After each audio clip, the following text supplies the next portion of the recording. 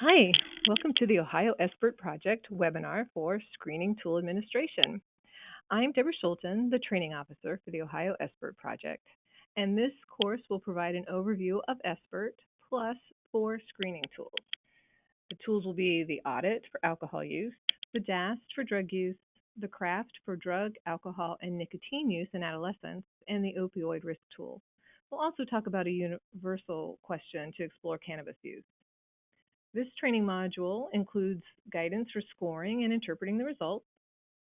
And since SBIRT is an approach where we're often talking to providers who call their customers patients, as well as those who refer to their customers as clients, throughout the discussion, I'll interchangeably use the words patient and client. But first, let me tell you about SBIRT, which is the approach in which this screening process occurs. SBIRT stands for Screening, Brief Intervention, and Referral to Treatment. It's a public health approach to universal screening and early intervention. So the primary goals of SBIRT are to identify those who are at a moderate or high risk for psychosocial, behavioral, or medical problems related to their substance use, and then to provide effective and early intervention. So these are the moving parts of the SBIRT approach. The SBIRT approach starts with a universal question regarding alcohol use or drug use or whatever you may be screening. The ideal is that you ask everyone this one question about the alcohol use or drug use or whichever. And then, depending on how they respond to that question, you may need to do further exploration by using a full screen. And those are the screens we will be talking about. So a universal question for alcohol use, if answered in the affirmative, could result in using a full screen, which in this case, the audit would be 10 questions. Then, depending on how they score, the guidance will be to either provide positive feedback if they scored very low. Moderate scoring would result in potential for a brief intervention.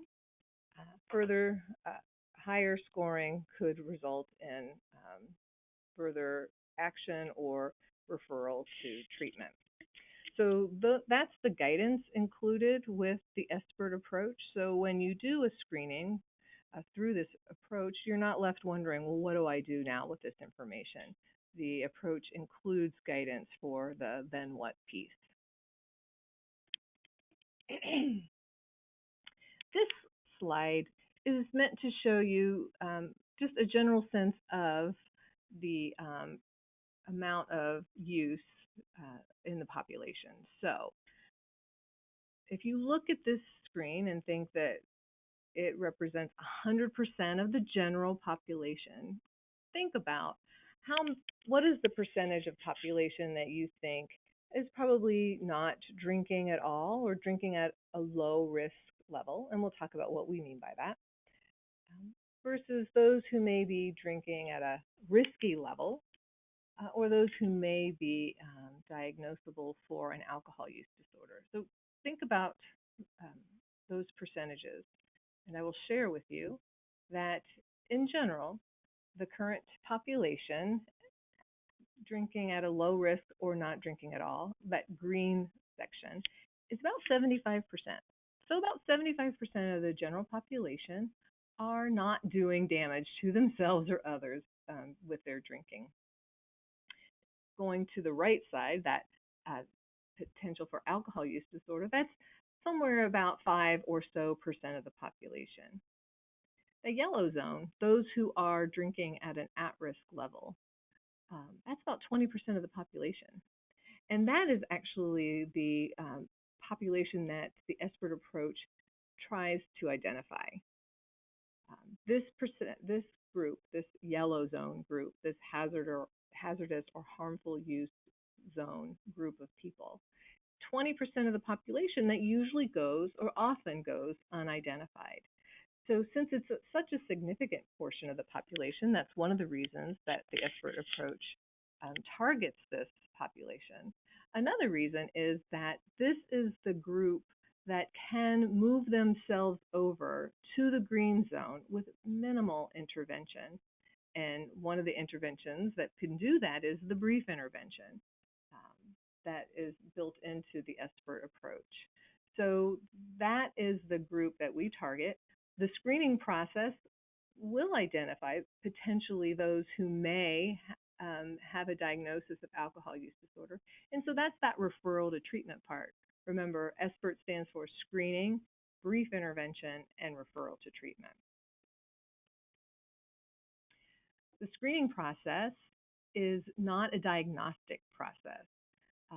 So that's something always to keep in mind. This is a screening tool identifying the potential for issues, but it is not a diagnostic tool. It does not provide a full evaluation of the situation. A benefit to the fact that this is a screening tool, not a diagnostic tool, is that many people can use this tool as long as you're skilled in having these types of conversations. One doesn't have to have necessarily credentials after your name to provide a screening. Always remembering that the screening itself will not result in a diagnostic. So, why do we screen for alcohol use? One of the things to think about in starting this process is why? Why do this?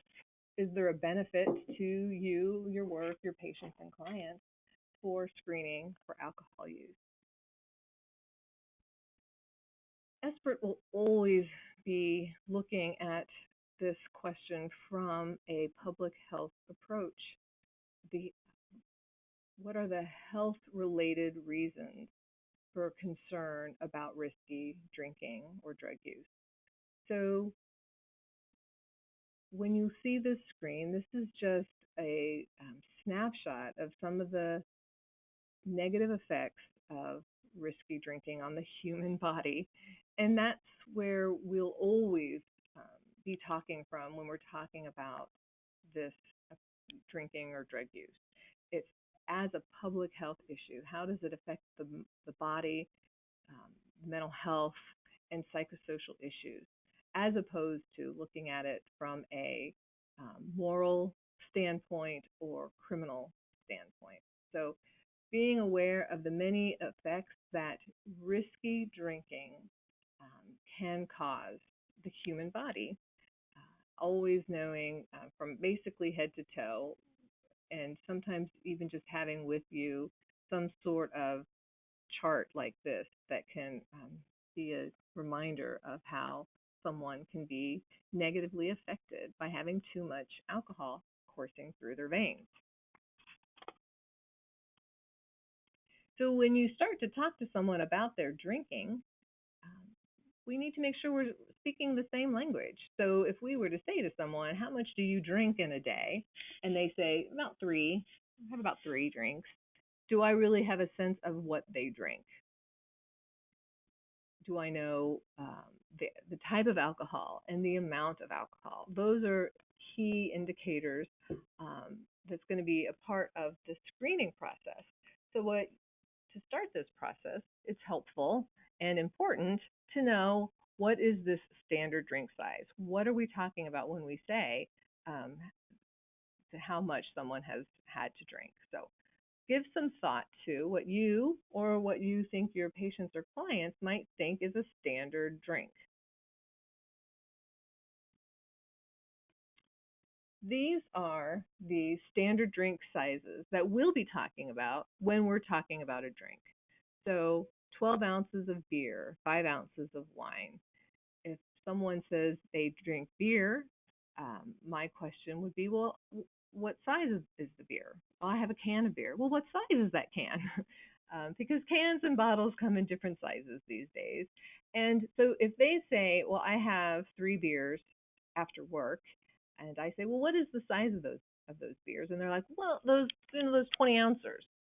Okay, so then a little math is called for here, and the question would be, or the conversation would be something like, okay, well, when I'm talking about a standard size beer, I'm talking about 12 ounces. So if you drink 3 20 ounces, that would be 60 ounces. Divide that by 12. That's about 5 standard drinks. Okay, that isn't a judgment for them. That isn't something they should have known, but that is something that's where that conversation can go. To make sure we're speaking the same language, understanding how much alcohol that person is consuming. And so knowing these standard drink sizes and bringing that into the conversation, this can be part of the education process for patients and clients. Once you know the standard drink size that we're having in conversation, then it's important to know, well, what is this low risk use that we're talking about? There is, in general, a low risk alcohol use for healthy individuals. And we'll talk about some exceptions to this. But in general, the National Institute of Alcohol Abuse and Alcoholism, NIAAA, has identified, based on alcohol concentration in the human body, what is a low risk use. So give that some thought right now too. What do you think a healthy man or woman could drink in a daily limit as well as weekly? And what do you think your patients or clients might think?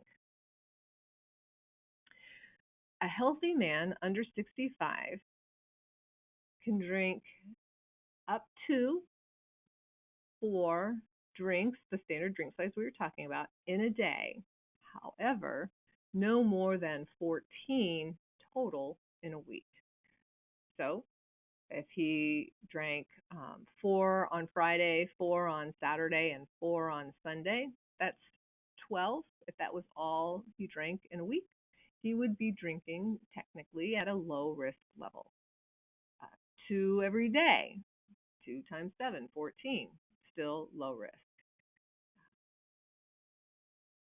A healthy woman is 3 or fewer drinks in a day, but no more than 7 in a week. So sometimes we hear about the 1 glass of wine a day as potentially being healthful. So a woman who drank 1 glass of wine a day would be meeting that daily and meeting that weekly. Now, of course, these levels don't mean they have to drink or should drink at these levels, but just that they should stay under these levels. Healthy men over 65, their numbers shift to the number for women as well. So those are the low risk. So now we know what the standard drink size is. We know what the low risk drinking level is, and that can be where you start to have these conversations. Now, again, there's going to be times when people shouldn't be drinking at all. People under the age of 21, for example, those operating heavy equipment, when someone is pregnant or considering pregnancy, or anytime there's a contraindication for whether it's regarding a condition or medication.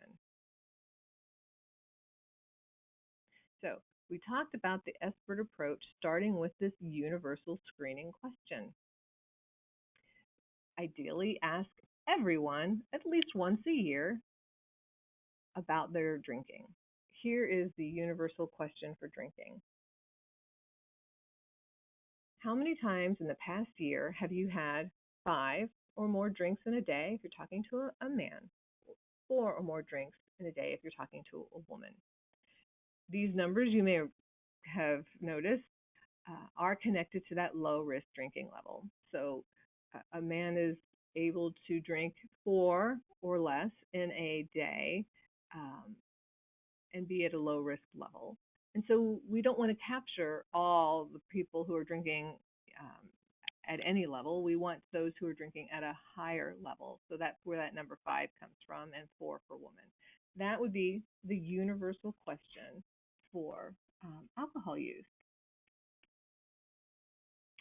If they gave an affirmative, if they say anything other than 0, then that triggers that full screen. Let's look at this further and ask more questions about their drinking.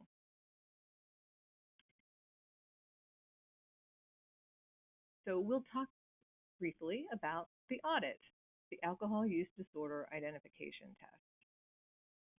Here is the AUDIT. It is 10 questions with the potential for 5 answers for each question. So just take a general look at the audit. First, I want to assure you that this is a validated screening tool. You may use a different alcohol use screening tool. Just make sure it's validated. The audit is indeed a validated tool, reliable, developed by the World Health Organization in 1982. It has been used with all types of all ages and cultures and standardized as such. It can be administered orally or in writing.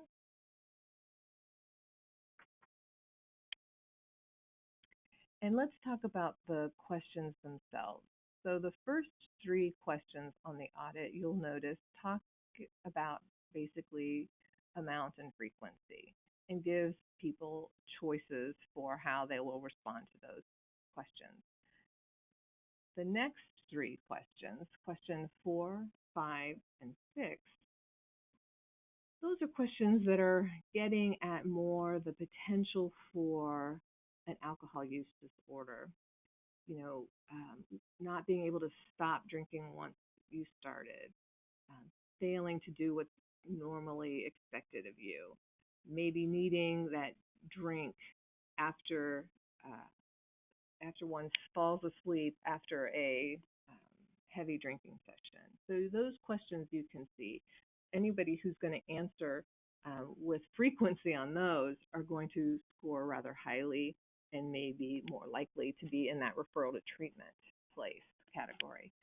The last 4 questions, 7, 8, 9, and 10, those are questions that are really potentially identifying those in that yellow zone I talked about, that higher risk drinking level, where there have been consequences, maybe even blackouts or injuries. And there have been people in their lives that have noticed these concerns. So that is the population that these last 4 questions may identify.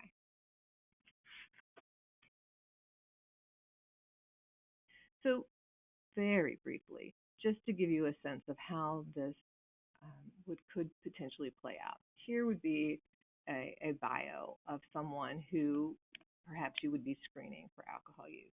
We'll call her Alicia, and we'll say that she is 30 years old. She works full-time, stressful job. She spends her kind of entertainment time on the weekends at bars with her friends. Sometimes during the week, maybe she drinks during a cooking class or a book club. And as far as any consequences, sometimes she may come to work a little late due to oversleeping, and her supervisor has noticed perhaps some concerns. I added the last month on her 30th birthday she celebrated with 4 margaritas as an indication as to why we're even screening her in the first place, because that would be why she would have given an affirmative response to that universal question. So keeping Alicia in mind, let's say how she might respond to the audit. How often do you have a drink containing alcohol? Based on the bio we just talked about, 4 more times a week would be how she would respond. How many drinks containing alcohol do you have on a typical day? 3 or 4. How often do you have 4 or more? Very rarely, so less than monthly. Not able to stop. Just given the bio, we didn't give an indication of that, so that would be never. Failing to do what's normally expected, that might be where that coming in late for work, maybe that morning drinking, that bio gives us no indication that that's a problem for Alicia. Feeling guilt or remorse, well, since she fails to do what's expected less than monthly, maybe that's where she might feel a little guilty as well. How often during the last year have you not been able to remember? Something like a blackout, no indication there. So we'll just say says never that to that question. Have you or someone else been injured because of your drinking? No indication in that short bio we have there. And then has a relative, friend, or other shown concern? And so we'll say the supervisor there. So that would be the scoring of someone like Alicia. You see that this can be taken within just a few minutes, and the scoring can also occur in just a few minutes. So at the bottom of the screen or of the grid, you see a 0, 1, 2, 3, 4. That is the score for each column. So when you have 4 nevers, as we do here, that's 4 times 0. That's 0. We also have 4 in the that 1 point category, so that would be 4 points. And then in that last column, those are she hit 2 answers that would be worth 4 points each, so 8 points for that as well. 8 and 4, I think, equals 12. Oh, so much math in this. And so this little cheat sheet here on the left bottom screen, that shows that Alicia would score in the zone 2. Let me show you what that means. So these are the audit zones, because the SBIRT approach provides you with some guidance about what to do with the scores, right? If we bring up this topic about drug and alcohol use, we need to know then what? What do we do with the responses? So here's the guidance for that. If she was a 0 to 7, that would be someone who's probably in a low risk zone, that green zone. And so positive feedback about how their drinking is likely not doing damage to their bodies, and encourage them to continue to drink at a low risk or abstinent level. Alicia scored in this zone 2. So that is where a brief intervention would be the recommendation. A brief intervention is a short conversation, and I'll talk about that in the next slide. Zone 3 would be if she scored, or your patient or client scored a little higher, maybe several brief interventions with that person, or move over to a therapy. And then the higher still would be someone who may be benefited by further exploration for alcohol use disorder. So brief intervention, that is a very short conversation. That is where Alicia in this example lands. And that would be a brief conversation meant to raise the patient's awareness about their need for change and enhance their motivation to change.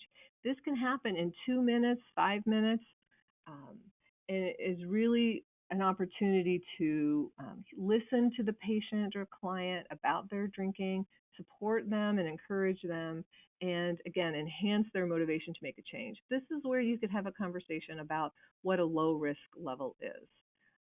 So a brief intervention is something that we do provide further training on, and at ebasedacademy.org, there's a link for that at the end of this webinar. One more thing about the audit is that you are able to rephrase some of the questions. Often assessments and evaluations are very strict about that kind of thing, but the audit has been, does provide the guidance that you are able to make some changes and still be effective. All right, so that is the screening for alcohol use using the audit. Now let's talk about screening for drug use using the DAST. So there was a universal question for alcohol use. There's a universal question for drug use as well. And this is it. How many times in the past year have you used recreational drugs or prescription drugs other than how they were prescribed by your provider? So that is a highly well-crafted question, really meant to get at the full range of possibilities for drug use. How many times in the past year? That gives us an indication of patterns. So we don't want to just know about the last week or month. We wanted to know, just like the alcohol question, about the past year. Have you used recreational drugs? We use the term recreational drugs. Most people in this culture know what was meant by recreational drugs. There are other terms that could be used.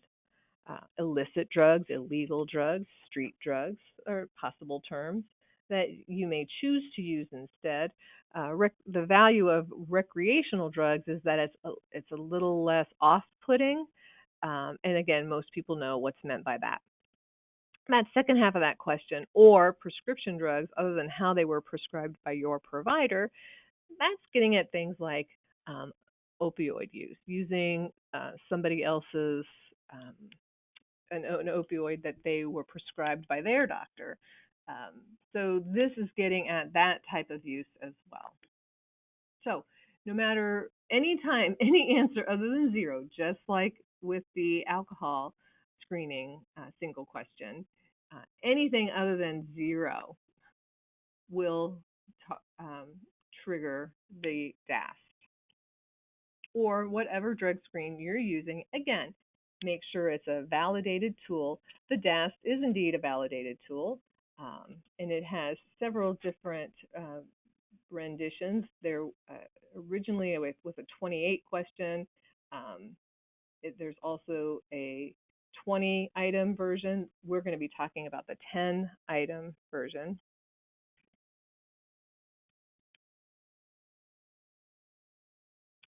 The DAST has this preface. It provides the kind of the intro to asking the questions.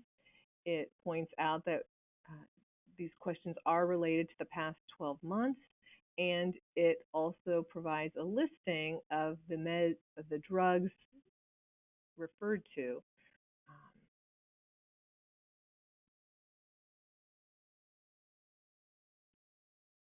So these are the 10 questions. The audit had 10 questions. The DAST has 10 questions.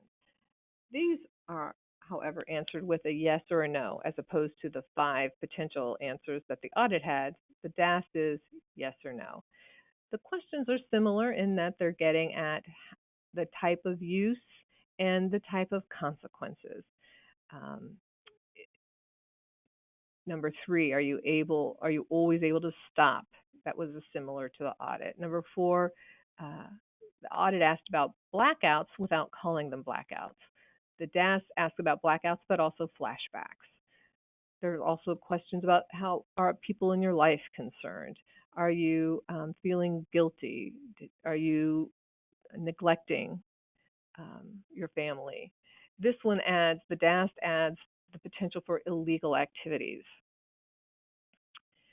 So your patient or client will respond yes or no to these questions, to these 10 questions. The DAST, like the audit, can be administered in a very short amount of time. It can be administered like the audit. You can be asking these questions, or you can give these questions in the form of paper or electronic to your client to answer on their own. The scoring is also easy. Not quite as easy as I'd like it to be, but it is easy. So when it comes to the scoring, you will score every yes as a 1, except for number 3, which we talked about, question number 3. And for that one, the no receives the 1 point. So all of the yeses are 1 point, except for in number 3. Number 3 was that question about being able to stop. That's the indication. If someone said, no, I'm not always able to stop, that's the indication of a concern. So that's why the no of that answer is worth the 1 point. So you add up all of the yeses except for number 3 where you add up the no, and then you can circle the zone that it belongs to, and the backside of the DAST will talk about the guidance. And so I've listed that there. If someone scores 0, that's that positive feedback part. But if they score at even a 1 or a 2, they're still worthy of a conversation here, since this is drug use as opposed to alcohol use. So um, the only way to get a kind of thumbs up, you're doing great, keep this up, is if they're 0. A score of a 1 or a 2, that moves into that brief intervention. That would be the patient or client who may benefit from just a brief conversation about um, using drugs, the negative effects of drugs, and enhancing their motivation to change that behavior. Scoring higher, just like in the audit, will result in a different potential intervention, and higher still potential for a referral to evaluation or exploration of the need for higher level of care. The one thing to always remember about these scores is that this is guidance. You'll be able to continue to use your clinical judgment or whatever the policy of the wherever you're working may be. They may have different guidance, but this is the guidance provided by the SBIRT approach for drug use and the results of the DAST.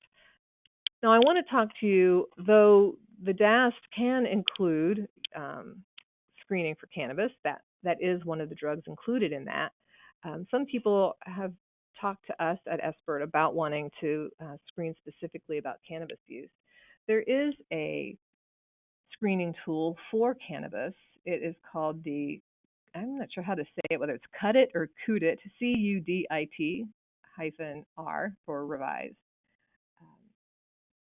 But it's also been found that this one universal question can be just as effective as the full screening tool. And here's the question for cannabis use, the universal question. In the past 3 months, how often have you used marijuana? And so the options are never, not, monthly, weekly, or daily, or almost daily. So this one question, the universal question, having these options provided for the person being asked, and here are the potential interventions or the guidance for the answer they give. So if they gave an answer indicating that they rarely are using cannabis, then that's the feedback guidance. But if they are using monthly or weekly, that would be a potential for a brief intervention. And if they're using almost daily, that would be a referral for further assessment, because it could be possible that someone who's using daily may be an indication for someone who may have a cannabis use disorder. So the numbers are that cannabis use disorders for patients who report daily use, about 25 to 50% of those patients may have a cannabis use disorder. So again, there is a full screening tool for this, and that would be the CUDIT-R, but the universal question is also useful. So we've talked about audit and DAST, and that those can be used for adults and adolescents. But oftentimes we have been asked about tools that are specific to adolescents, and that's why we're going to talk about the CRAFFT. And we're specifically talking about the CRAFFT plus N for nicotine, 2.1. So that is the updated CRAFFT tool, and it is a validated tool for ages 12 to 21, though others beyond other researchers have validated the CRAFFT for as high as 26 years of age.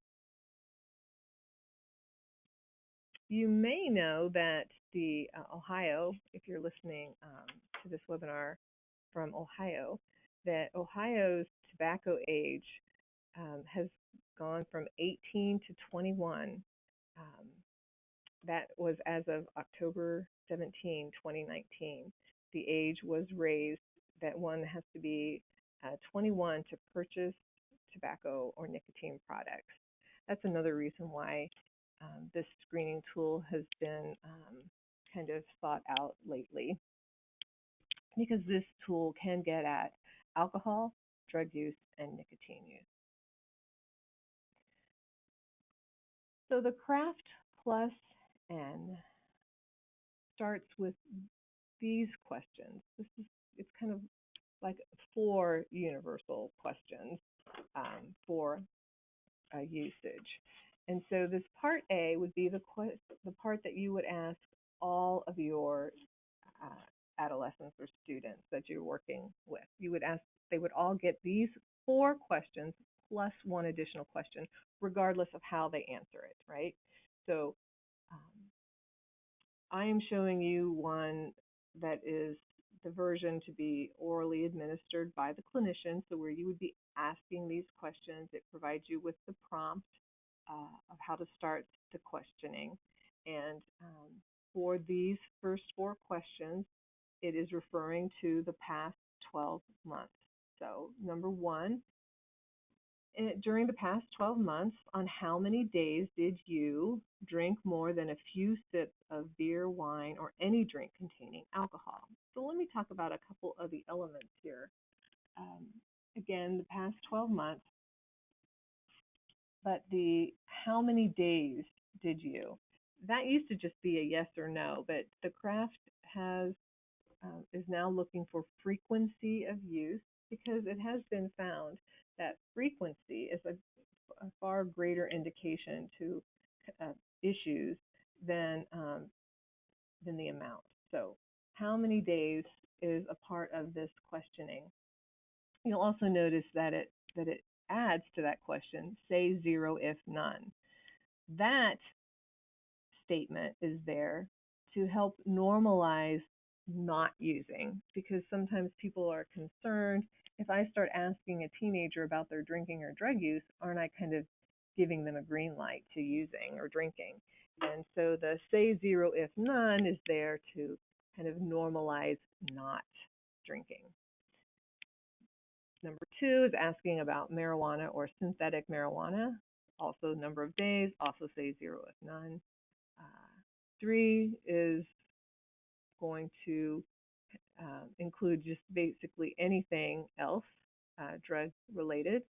And then 4 for the tobacco or nicotine, and this includes cigarettes and e-cigarettes. Juul would be here, smokeless tobacco. So those are the 4 questions that you would start with asking all of your students. And then depending on how they answered those, so if they gave a 0 to all, 0 of days for question 1, 2, 3, and 4, you're still going to ask them one more question. You're still going to ask them the C question in CRAFFT. CRAFFT, by the way, is a mnemonic device, and you'll see that when we get to those questions. C stands for something, R stands for something, A, FFT. They all stand for something. And so when you're administering the CRAFFT, you ask everybody the first 4 questions, and then you ask everybody at least the C question, the car question. And so this map will help give you that kind of indication as well.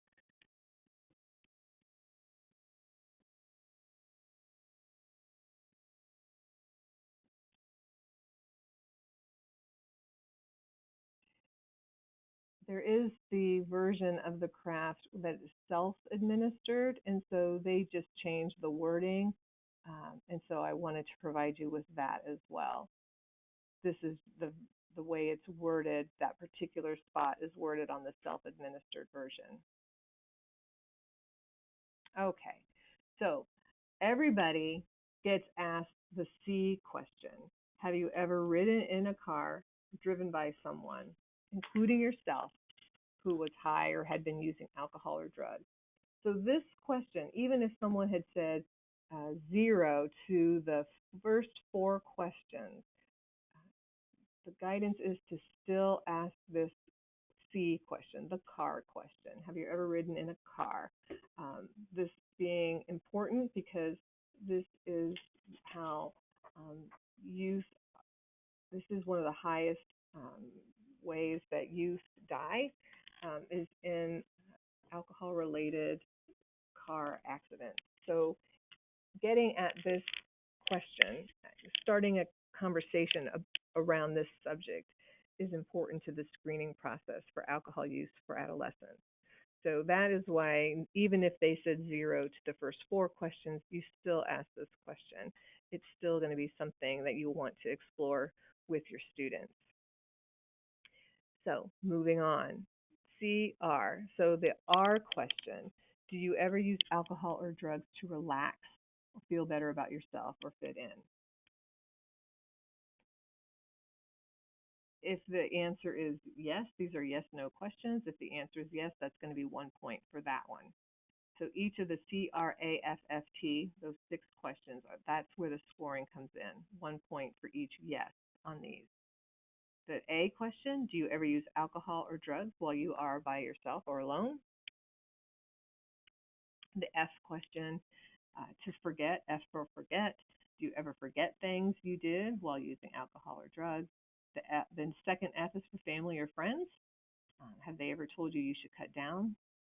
Similar again to the AUDIT or DAST, are you getting feedback from others about your drinking or drug use? And then the T, have you gotten into trouble while you were using alcohol or drugs? Again, a mnemonic device meant to help you remember what you're asking, what are the significant benchmarks for this questioning. Again, as far as the scoring goes, 1 point for each yes on the CRAFFT questions. Then what?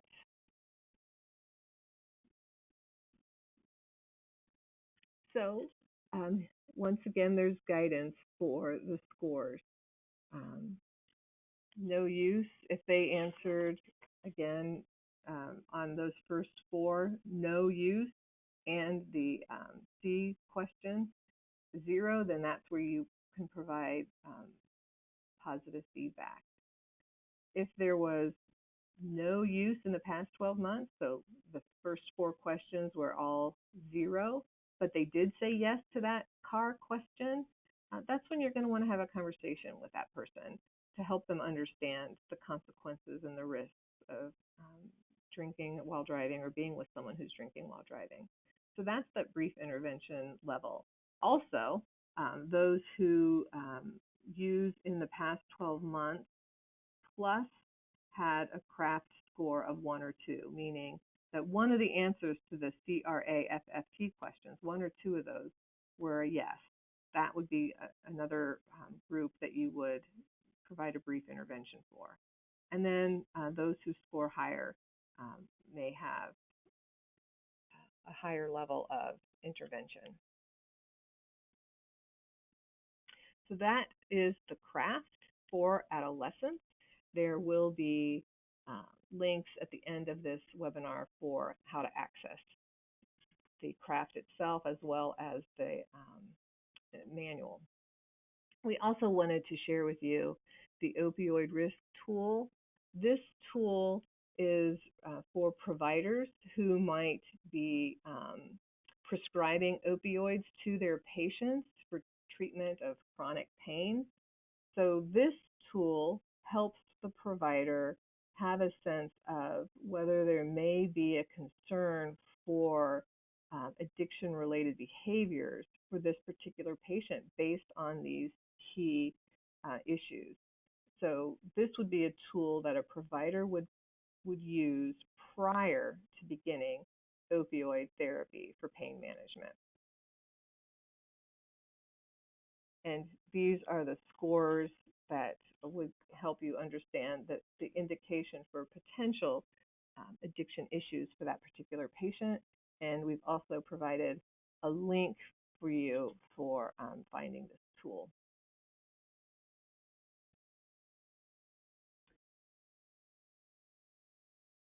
So when it comes to using these tools, it's going to depend on where you're at and your workflow. Sometimes there may be intakes that intake questions that you have, and that you could just build these questions into the questions that you've already had. Um, and so what you'll want to do is just make this process work for you and your workflow. This process includes motivational interviewing throughout it, and motivational interviewing is a communication style that really has built into it respect, acceptance for patients and clients. And so when it comes to offering feedback to your clients or patients, uh, the motivational interviewing approach would guide that ask, is it okay? Is it okay that we have this conversation? Is it okay if I share with you these results? And to just be conscious about how you're presenting this information and the fact that this is a partnership between you and your patient or client.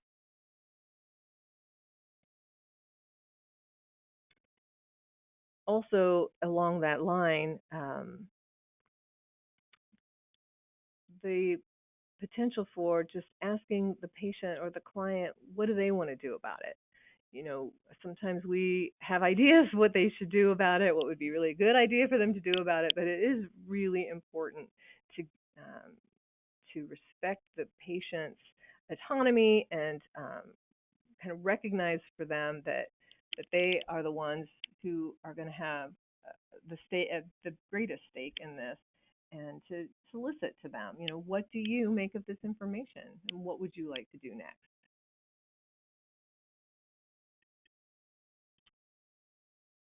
Conversations don't always occur absolutely smoothly, and sometimes there's a feeling that the patient or client may be pulling back or